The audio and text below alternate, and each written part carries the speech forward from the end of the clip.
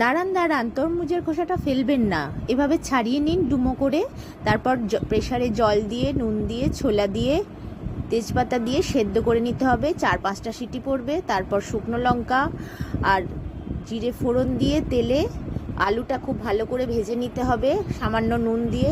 তারপর ছেঁকে রাখা তরমুজের খোসাগুলো ছোলা শুদ্ধ ওতে দিয়ে দিতে হবে, ভালো করে নাড়াচাড়া করতে হবে। তারপর তাতে চিনি দিতে হবে 3-4 চামচ, একটু মিষ্টি মিষ্টি হবে।